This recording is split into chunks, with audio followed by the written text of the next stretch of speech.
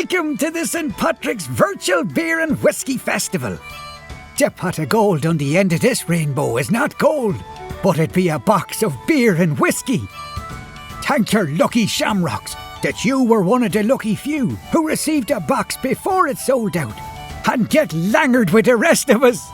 As we spend the next wee bit of the night together, get ready to taste through 8 beers and 2 whiskies together and hear from the lads themselves.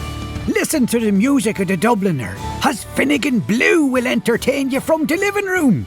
So come here, all you culchies, bluesies and fine things, and get ready for a night you may not remember. If you get flooded tonight, you might have to bunk off work tomorrow. Get out of that garden, get your proper McGregor on, and let's begin this journey.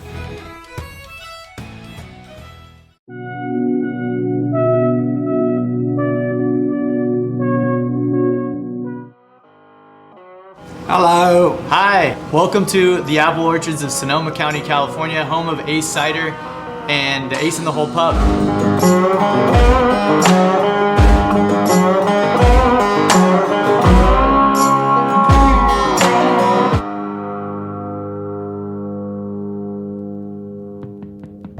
My name is Simon House. I manage our sales team. This is my dad, Jeffrey, our founder and owner. Yeah, we want to thank you for making, after 27 years, Ace Cider and the family of Ace Ciders the fastest growing brands in America. Fantastic, fabulous. We're also, when we open up New Hampshire later this month, maybe in January, it'll be our 50th state and we'll be national across the United States. It only took 27 years, but there you are. It's quite an achievement. There aren't many craft companies that can say that. Thank you very much to our distributors. We really appreciate all your efforts.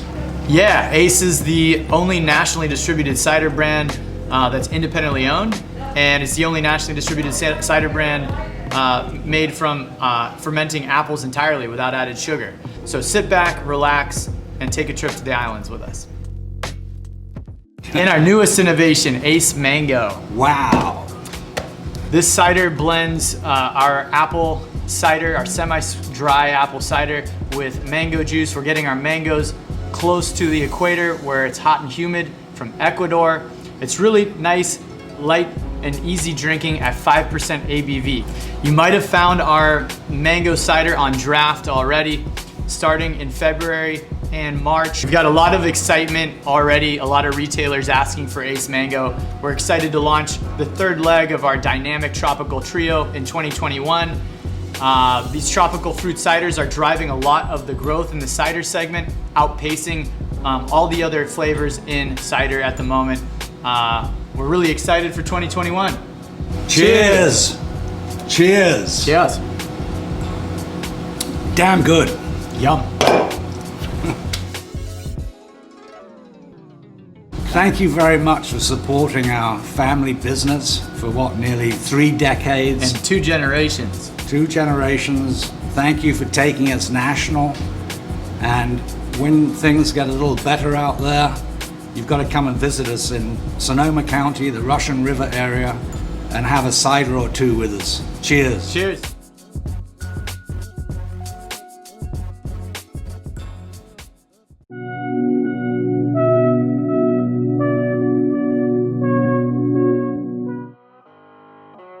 Hello. Hi. Welcome to the Apple Orchards of Sonoma County, California, home of Ace Cider and Ace in the Hole Pub.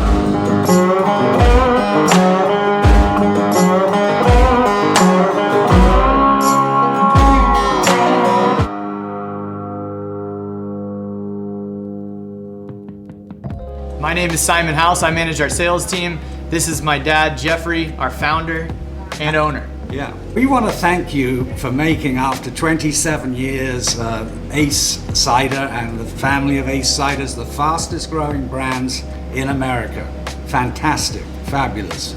We're also, when we open up New Hampshire later this month, maybe in January, it'll be our 50th state and we'll be national across the United States. It only took 27 years, but there you are. It's quite an achievement. There aren't many craft companies that can say that. Thank you very much to our distributors. We really appreciate all your efforts. Yeah, Ace is the only nationally distributed cider brand that's independently owned, and it's the only nationally distributed cider brand made from fermenting apples entirely without added sugar. So sit back, relax, and take a trip to the islands with us. And our newest innovation, Ace Mango. Wow. This cider blends our apple cider, our semi-dry apple cider, with mango juice. We're getting our mangoes close to the equator where it's hot and humid from Ecuador. It's really nice, light, and easy drinking at 5% ABV. You might have found our mango cider on draft already, starting in February and March. We've got a lot of excitement already, a lot of retailers asking for Ace Mango. We're excited to launch the third leg of our dynamic tropical trio in 2021. These tropical fruit ciders are driving a lot of the growth in the cider segment, outpacing all the other flavors in cider at the moment. We're really excited for 2021. Cheers. Cheers. Cheers. Damn good. Yum. Well, the reason we're here today is for the Ace Mango. So what we're gonna do is we're gonna crack this guy open. I'm gonna show you some of the beautiful color. This is unfiltered mango juice on fermented apple juice. Yeah, the cool thing about us is we don't add any sugar into our ciders. It's just all natural apple juice fermented with natural fruit juices added.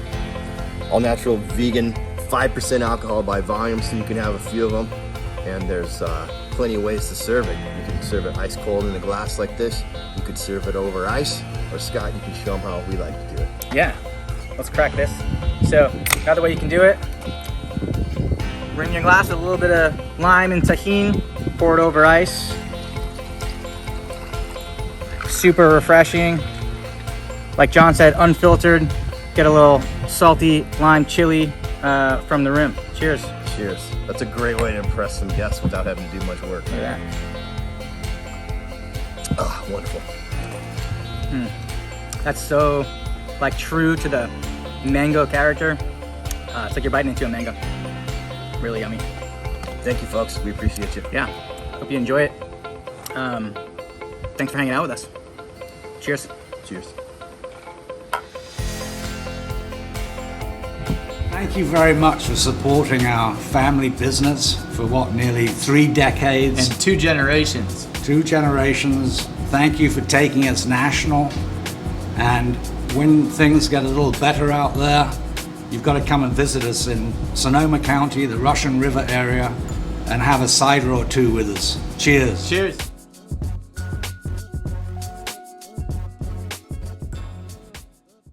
St. Patrick was born not in Ireland, but in Britain around AD 35. Well, actually, he wasn't called St. Patrick at the time, or even Patrick, but was referred to as Maewyn Succat.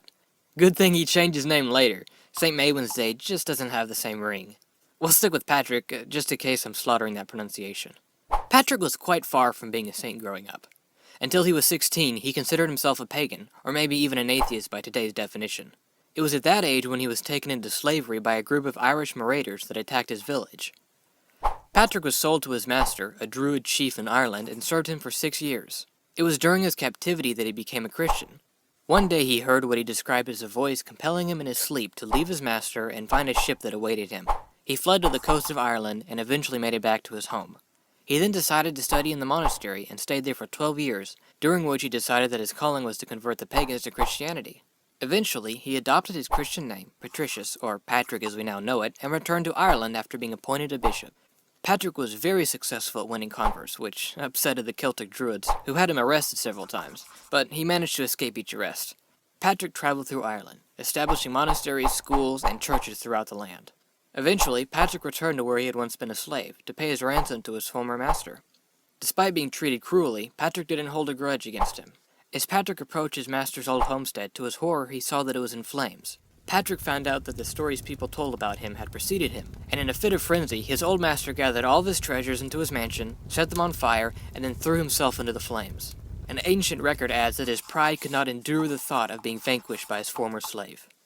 There are a lot of legends surrounding St. Patrick. Some say that he raised people from the dead. Others say that he drove snakes out of Ireland, but since there aren't any fossil records of snakes in Ireland at that time, it's highly unlikely, unless he drove out the fossils as well. Many think that snakes was a metaphor for the conversion of the pagans, meaning that he drove paganism out from Ireland. Green wasn't the original color associated with St. Patrick, it was first blue. It eventually changed for various reasons, probably because of being used in various Irish flags and how green is associated with Ireland itself. Patrick worked in Ireland for 30 years. Afterwards, he retired and then died on March 17th, in AD 461. There wasn't a canonization process when Patrick died. That didn't come up until the 12th century. He would have been declared a saint by acclamation, and his sainthood approved by a local bishop soon after he died. St. Patrick's Day was originally a Catholic holiday, and still is, but has also evolved into a secular holiday, being celebrated by non-Irish, non-Catholics, and ironically enough, even atheists. Today, when people think of St. Patrick, they imagine a leprechaun in a green jacket, hat, pipe, clover, and a pot of gold. Not a man who devoted 30 years of his life to teaching and helping the Irish. Hopefully you now know a little more about the history of St. Patrick.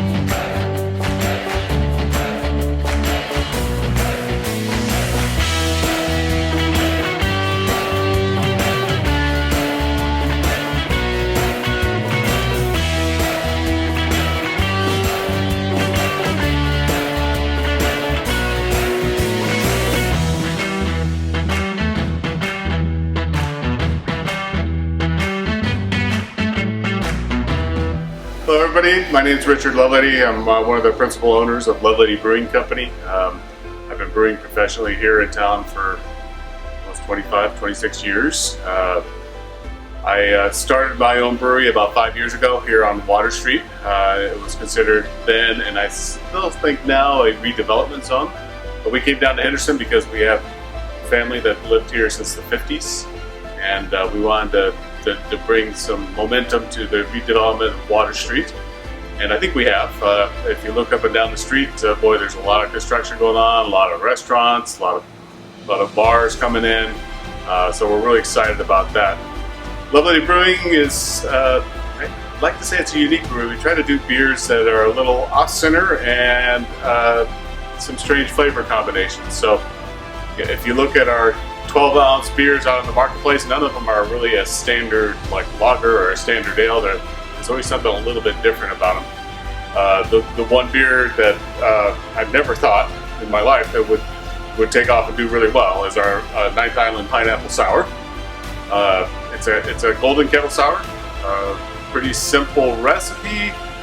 We sour it overnight via the non-fat Greek yogurt method, and let it ferment out, and then add pureed pineapple, but not a lot, just a little bit, just a hint, and then can it and send it out to the market. But it is by far our biggest seller in cans, and it seems to be very popular, especially summertime beer, sitting by the pool. Yeah, we started brewing with my twin brother when I was actually 16 in the backyard. My mom was a teacher, and we left on weekends for teacher trainings and stuff like that, so we brewed, and she did. No. Was it good beer? No. But we got started that way. And then fast forward, 20, 30 years later, me, my twin brother, and my two older brothers got together and started Lovelady Brewing Company. Awesome.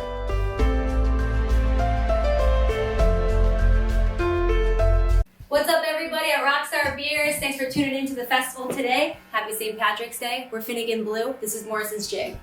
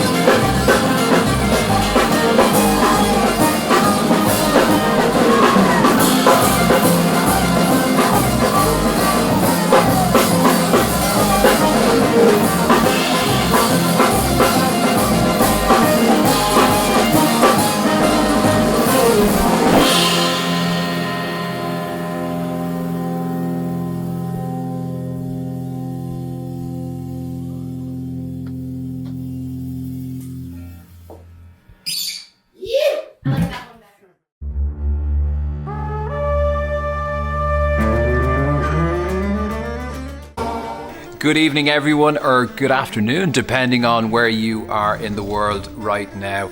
I'm John Carroll. I hope we find you in great spirits this weekend. Thanks a million for joining us. We're delighted to host you live from Jameson Distillery, Bow Street, here in the heart of Dublin's fair city, Ireland's very beautiful capital. Now, I'm a dub, I'm biased. I am going to say that after all. Not your usual Saturday night by any means, for obvious reasons, of course, but we have a great reason to celebrate. We say everything you need to know about Jameson is either in the bottle or on the label. And it all started with that man, Mr. John Jameson. I hope we can get him in shot there.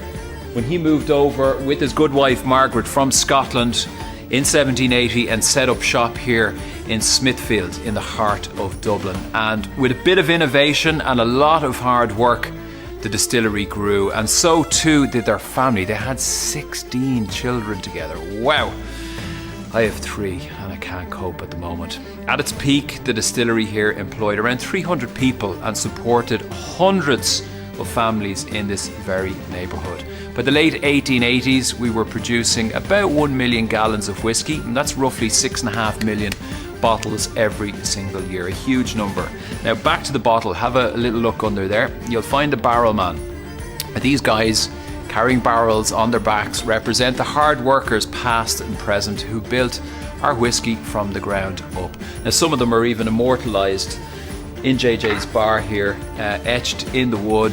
JJ's bar, of course, the beating heart at Jameson Distillery, Bow Street. Sitting proudly in the middle of the label is the Jameson family crest with our motto, Sine Metu, which translated from Latin means without fear. Now that phrase defined John Jameson's life, and it's defined our whiskey ever since. We've always pushed the boundaries ever since the first day John decided to triple distill our whiskey, putting taste at the heart of everything we do. It's also helped us get through some very difficult days. We've had world wars, prohibition, trade tariffs, even an armed rebellion here in Ireland. This is my first time actually trying the Jameson cold brew. Right on the ice. That's exciting. I was not expecting that at all. The flavor of the coffee really jumps out. I think this is something that I could have a lot of fun with behind the bar. Jameson cold brew. Smells very cold brewy. I like the forwardness of the Jameson, but the after effect of a cold brew. It's not very harsh. It's a nice, smooth drink. It's an easy drink on the rocks. It's super easy. It complements Jameson very well. I am delighted to introduce one of Ireland's most talented singer-songwriters, an all-round nice guy. He hails from Stony Batter, just a very short stroll here from our front doors. He's appeared on James Corden and Jimmy Kimmel shows. He's also played support to Sam Smith and Ed Sheeran. His second album literally went interstellar when it launched by being the first artist ever to physically launch an album into outer space. Incredible. Ladies and gentlemen, it's Gavin James. Hey Gavin, how are you doing? How are you, John? What's the story? Hope you're doing well. How are you doing, everybody? My name is Gav. I'm going to do some songs for you. And hope you're all doing well and keeping safe. This song is a song called The Middle, and I hope you like it. Feel free to sing along. I won't be able to hear you, but it's fine.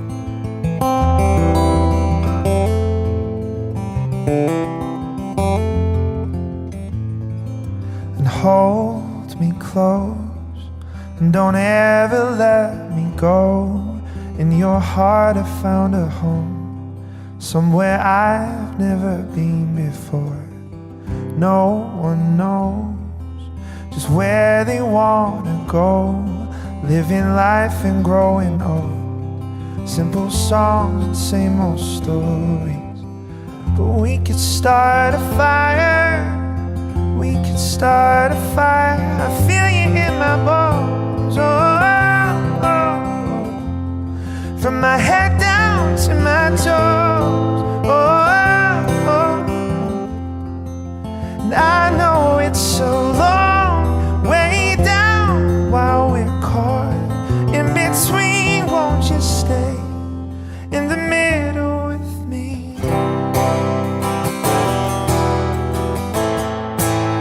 Oh, in the middle with me.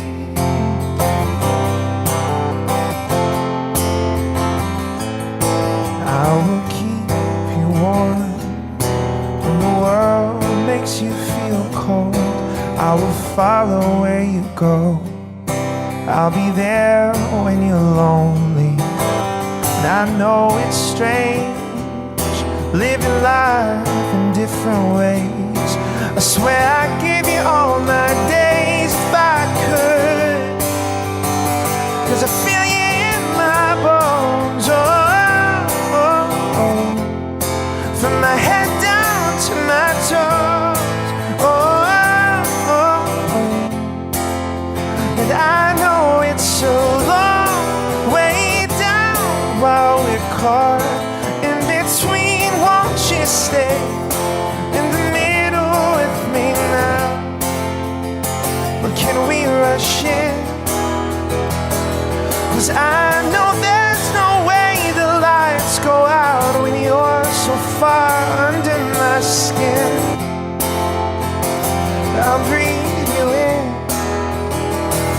because the thought of never losing you would surely turn my life to blue.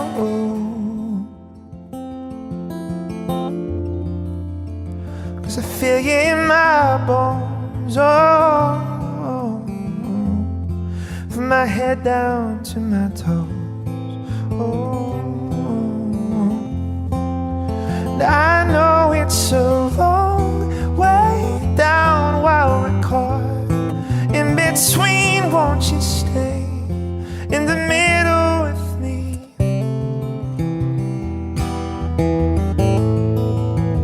In the middle with me.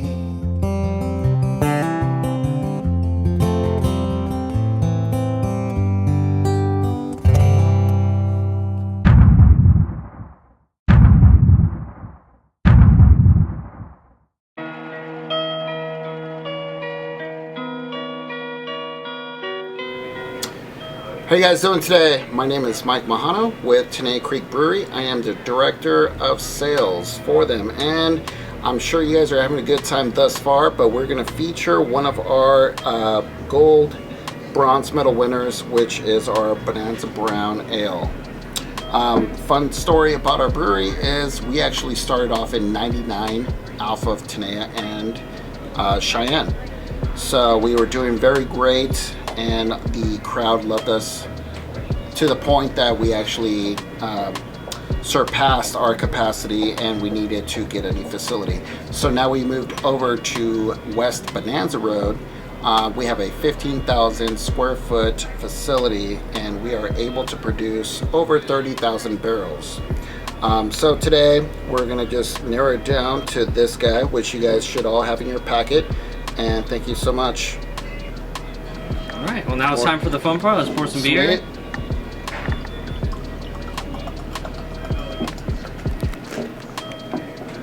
So as I mentioned, Bonanza Brown, this is our bronze medal winner.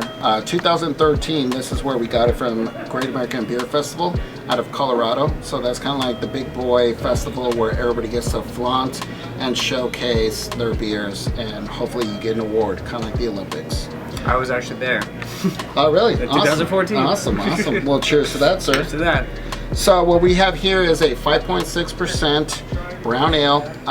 The hops that we decided to use give it a little bit of bitterness, but also complements the sweet malt and finishes off with a little bit of roastiness, not very offensive, and personally a very, very complimentary food choice beer.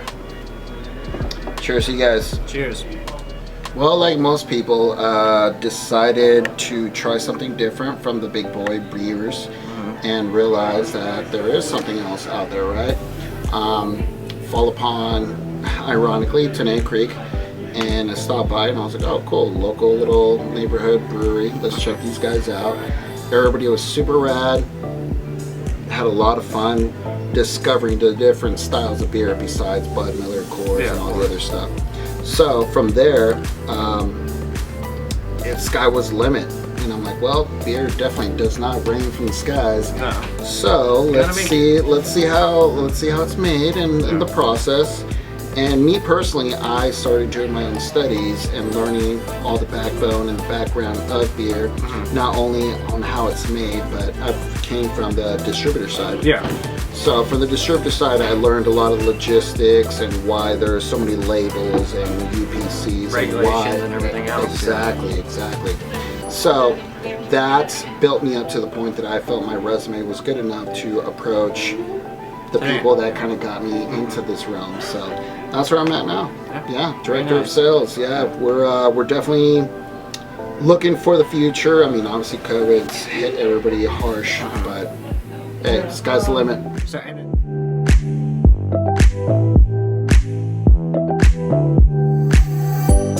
Hi everybody, I'm Annalie Fleming. This is Finnegan Blue. This next song is an original song called Rye Whiskey. I hope you're enjoying some whiskey right now.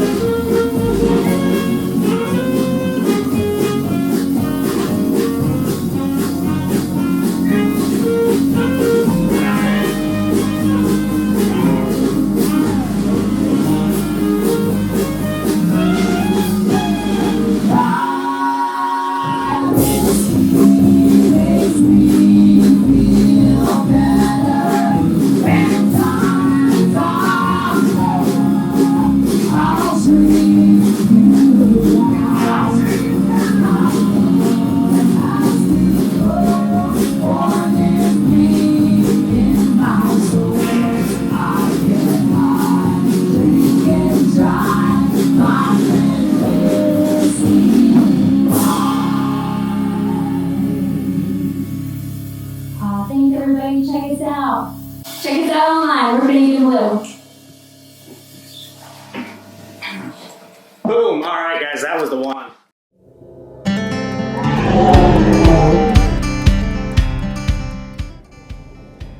Hi guys, this is Evan here from Great Basin Brewing, and we're going to taste our Ichthyosaur Icky IPA. So we're from Great Basin Brewing Company in Sparks, Nevada and Reno. 1993 is when we first opened. This beer is actually named after our state fossil of Nevada. Our owner, Tom Young, is an ex-geologist and loves ichthyosaurs, and with every sip you take, every pint you buy, we actually donate to a group of paleontologists that actually go out there and dig for more fossils, and there's a lot of ichthyosaur fossils here in the state of Nevada. This is basically a maltier IPA than most. It's back from '93, so it's not super West Coast like they make them now. It's got like Cascade hops, Centennial, Citra, Simcoe, so it's got that dank, that floral, good American hops, and then it's got some crystal malts in there and some unique malts, so super tasty. We actually got some new art in here. If you want to check that out on these, it's done by a local artist, Kate O'Hara, and pretty cool stuff. Got some hop squids in there, and just a new updated version of our ichthyosaur label. I'm gonna take a sip now because I'm thirsty, but yeah, delicious. If you're in Nevada, especially Reno and Sparks, this was probably one of your first craft IPAs that you tasted, and it's everywhere around here. It's our most loved IPA, and it wins a lot of awards still to this day. It's definitely got that malt backbone in there. It's not too hoppy. I think the IBUs are around like 50 or so, but yeah, it's just a good, easy drinking IPA. I think it hits 6.4%, and it's delicious. So cheers, and we've got some other beers coming out this spring. We've got a Firelit Haze, which will be super tasty. Just a hazy IPA, probably coming out 7%, and then we'll have a low-cal hazy coming out in the summer called Distant Lands. So cheers, hope you guys enjoy, and have a good one.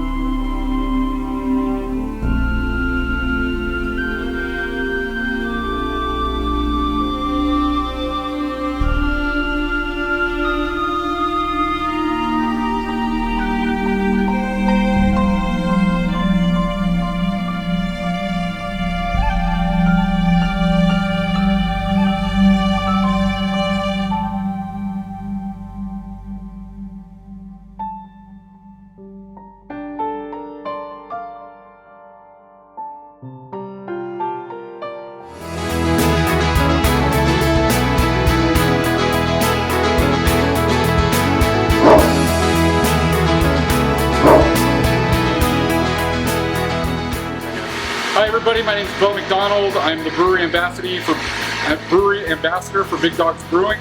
Today we're talking about Las Vegas Craft Lager. This is the number one beer in our portfolio. Big Dogs is the oldest brewery in Las Vegas. We've been around since '93. We used to be the Holy Cow Brewing Company down on the Strip, and we moved out to Rancho and Craig in '03, I think. So yeah, it's a true lager. It takes us 4 to 5 weeks to make it. Las Vegas Lager is paired with the Keep Memory Alive Foundation and the Lou Rubo Center for Brain Health. So a portion of every sale of Las Vegas Lager goes to that foundation. Near and dear to all of our hearts. It really helps people with brain diseases, and you know, we're really proud that Las Vegas Lager can do that.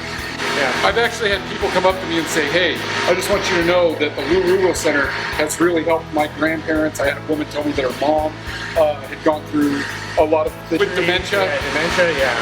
And Alzheimer's. It just helps with Alzheimer's, dementia, all that sort of thing, as well as providing scholarships for somebody like you, which is really, really important. Exactly. Las Vegas Lager just got new cans, so you'll see the Elvis dog on all of our Las Vegas Lager cans from now on. It just started a month ago, and as of that, I think we're gonna do what everybody needs to do with craft beer and shotgun it. Cheers! Cheers to good beer. Good job.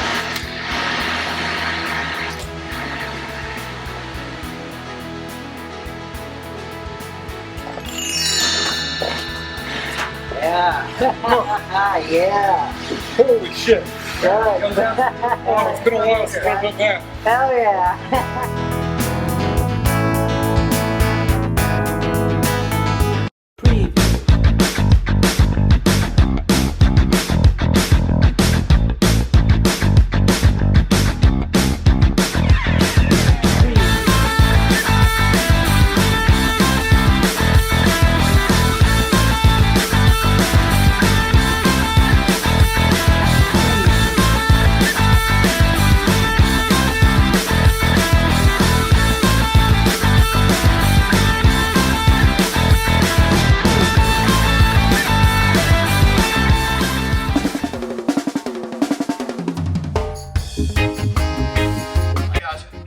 Dennis from Able Baker Brewing. Co-owner, my other co-owner, Randy's behind the camera. Randy, say hello.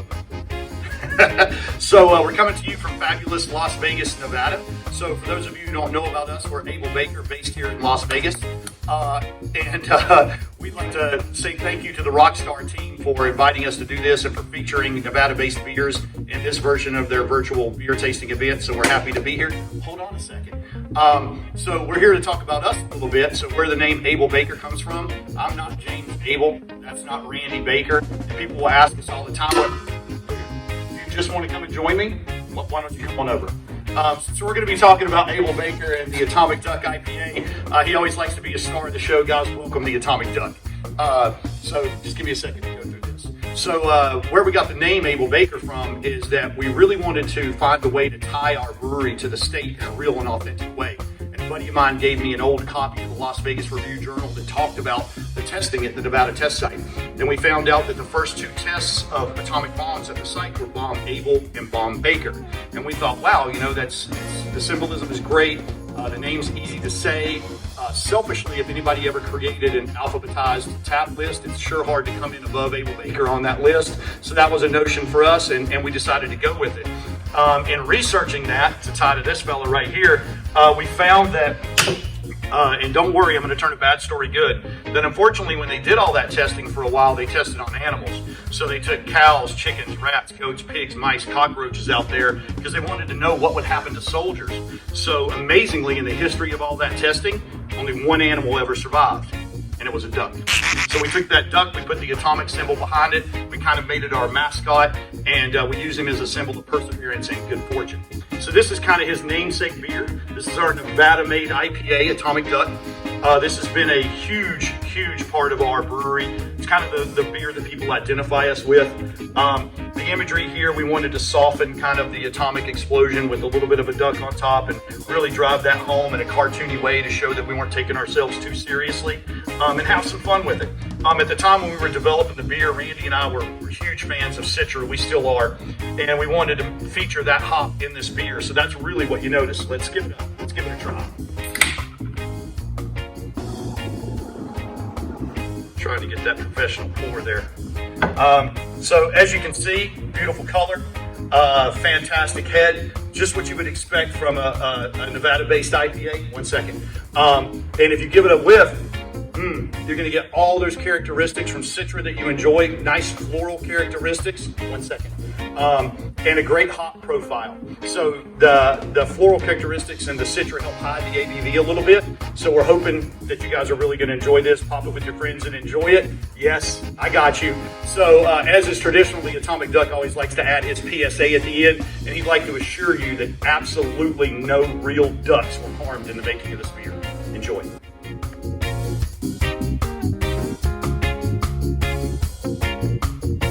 Rockstar Beer Fest. What's up again? It's Finnegan Blue. Hope you guys are enjoying the brews. You had a couple in you maybe by now, so we're starting to sound better and better. Right. This one's an Irish tune. Dirty Old Town. With Finnegan Blue. Can I say that already? Here we go.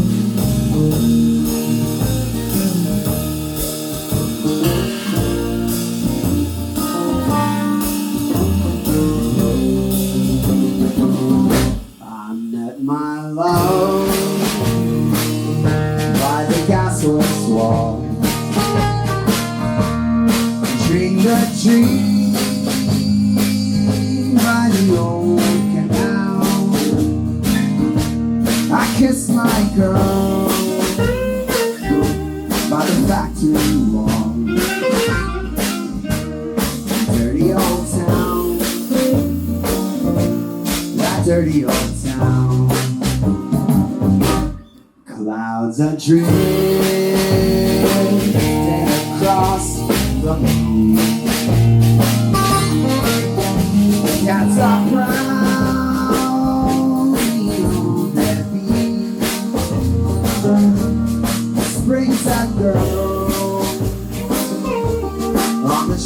nice at night. Dirty old town, that dirty old town.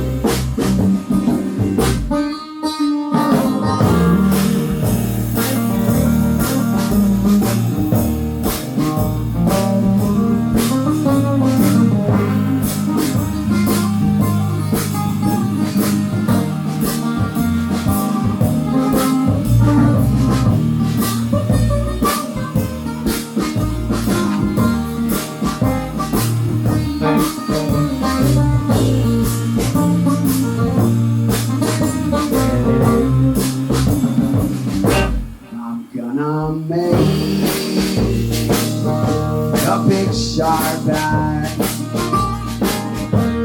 the shining steel, and tempered in the fire. I'll cut you down like an old dead tree. Dirty old town, that dirty old town. Now come on, saxophone.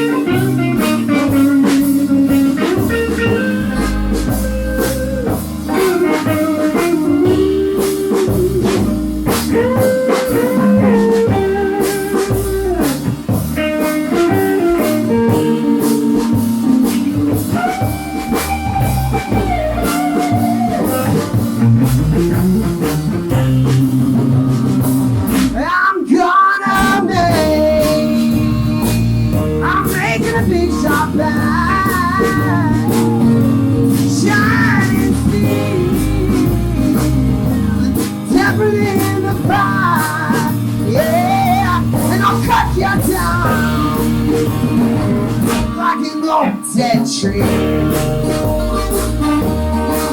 Dirty old town, that dirty old town. I'm jumping with that, and I'm going in.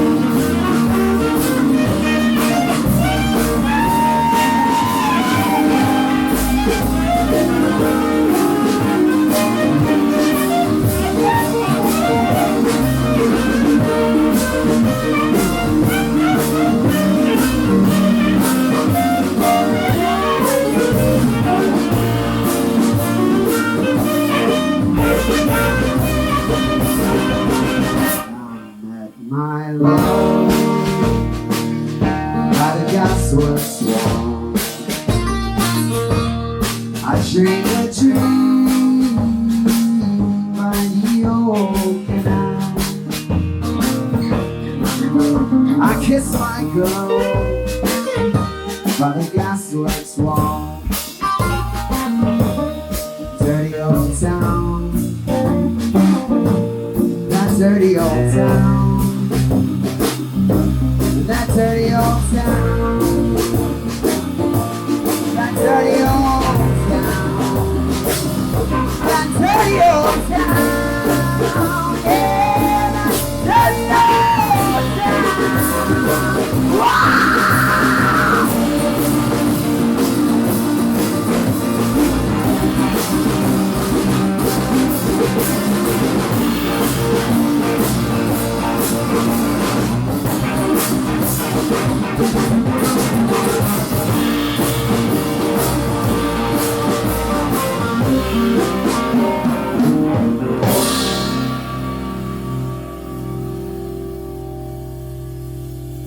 Cheers, everybody!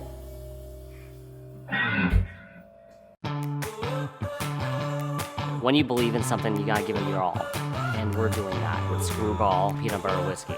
I knew at the core we had something there, and anything worth doing right is worth going all in for. I was born in a war-torn country, caught polio when I was around 1 year old.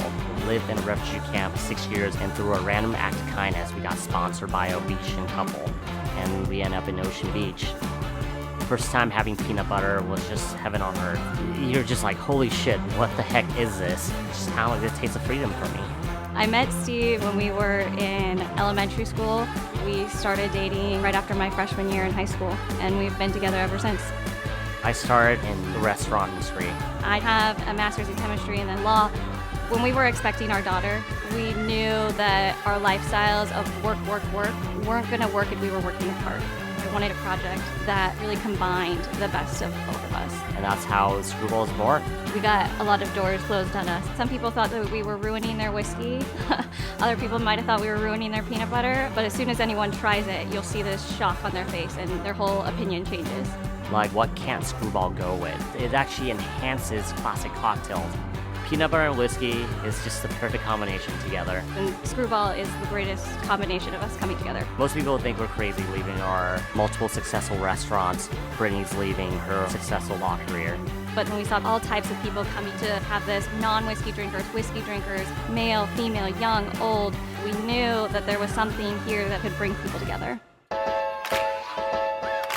Screwball is really reflective of Ocean Beach, a place that just accepts you for who you are. Ocean Beach allows you to be a Screwball. You could be whatever you want and you're accepted with open arms. This is the best place in the world. Screwball in the future, who knows? I think the sky's the limit. This product and brand is built right. The black sheep's our logo. You know, we are the ultimate underdog in the liquor industry. People yearn for something different, and here we are. So cheers to the Misfits, to the Black Sheep, and to the Screwballs.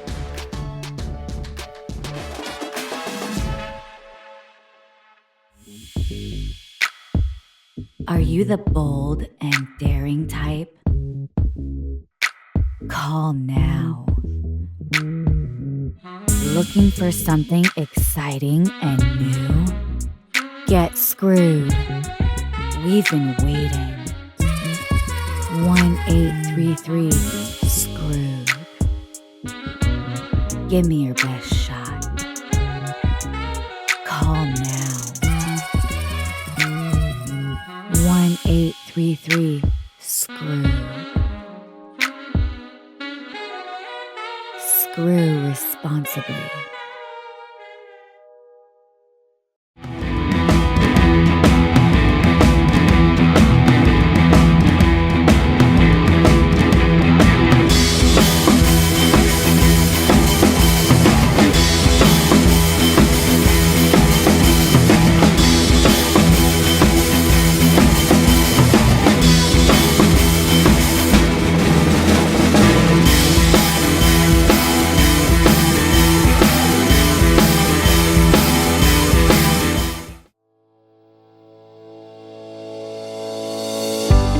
Hey guys, my name's Nathan and I'm the owner of Beat Brewing, and today we're here to talk about Bluffing Isn't Vice. This is our traditional German style Hefeweizen, and it's really near and dear to our heart because it was only a seasonal for exactly 1 day. This is the first keg that ever kicked on our grand opening, and as soon as it kicked, we all looked at each other and we were like, yes, this has to be a year-round beer. So we all hope you love it as much as we do. And let's get into the tasting notes. So first thing you want to look at on the package is we tell you exactly how to pour this beer. It gets all its flavors from the yeast, and the yeast like to settle to the bottom once it stays in the fridge. So what you want to do, you want to crack it open like so, pour about 3/4 of it into your cup, and then once you do that, give it a good little swirl. Rouse all those yeasts, and then that way they don't stay inside the can, they come out, and it's gonna make it super hazy because this beer is unfiltered. You're gonna get a lot of really good flavors such as banana, clove, and apricot, and those are all coming from the yeast. You're gonna have like a little creamy mouthfeel, It's like a medium body, and you're gonna get just a touch of sweetness on the back end. So, enjoy, guys. We hope you like this as much as we do, and enjoy the rest of your beers today. Cheers.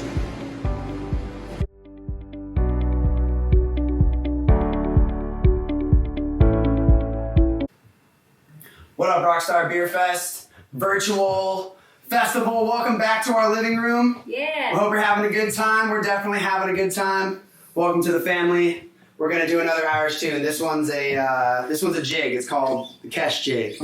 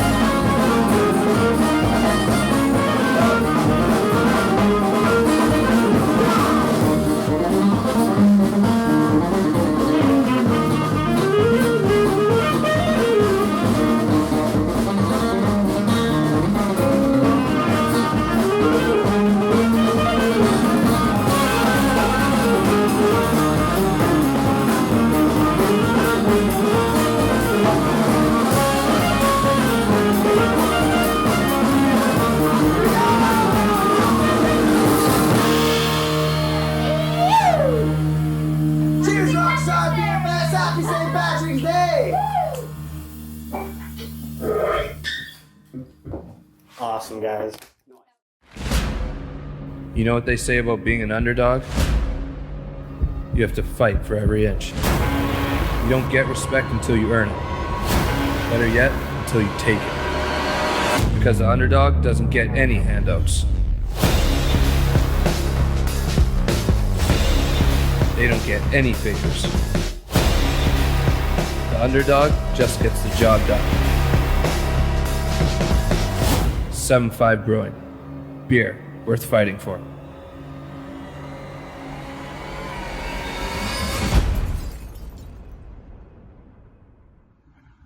The story of 7-5 Brewing is actually a story I'm very proud of, because it's not only the story of a beer company, but it's the story of my career in a sense. Each beer is modeled after a point in my career that's got me to where I am today.